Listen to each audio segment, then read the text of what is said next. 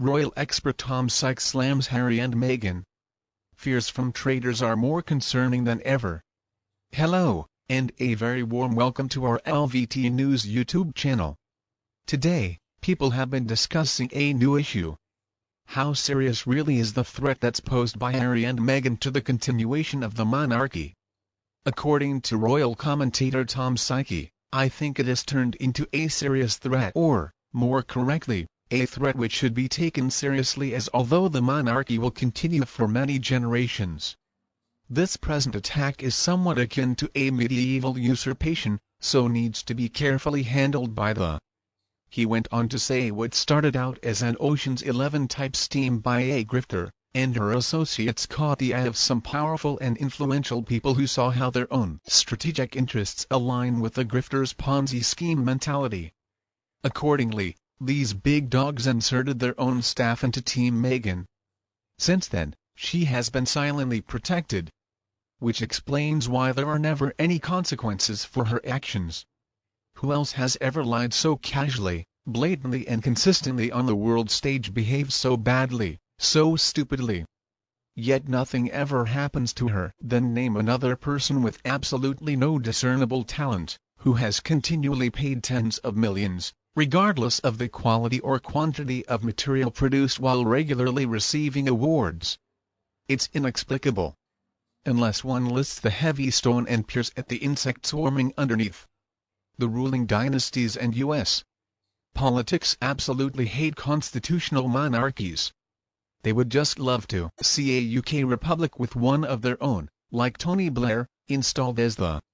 So when you think about the continuing course of Meghan's behavior, focusing on the real outcomes of that behavior, it is not random. In fact, a pretty clear and concerning strategy emerges.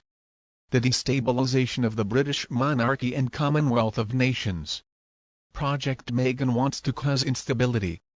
And so the weapon they are using is the culture war that was begun in the digital pollution capital of the world, Hollywood and Silicon Valley. And Meghan is their poster girl. But it's not well understood how the King in Parliament is the bedrock of the British Constitution. So attempts to sabotage and destabilize the monarchy is an attempt at regime change. Let's look at the contenders. In one corner, we've got a long line of international dignitaries. They are respected in most circles around the world, with centuries of adapting and improving with the evolving political and diplomatic landscape, including the very unimperial release of territories in recent years. And then another corner, we've got a member of that long line that is simply not like the others. This member has quite a long history of publicly marginalizing and minimizing racial and religious groups, and then alienating those people groups, which the family has repeatedly apologized. This member also has a history of sexual activity that is inappropriate in most company, but was also protected from public scorn by his co-workers. This member experienced trauma at an early age, and as many people do, failed to really develop emotionally thereafter.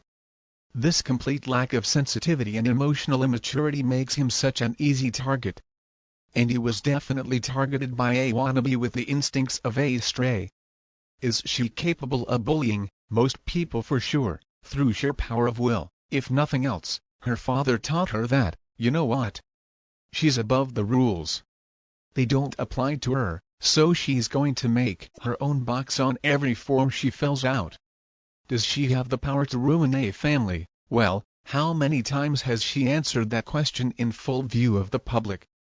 But is she capable of really taking down a historical institution? No. Maybe she can cause the aging monarch so much stress that he wants to retire earlier.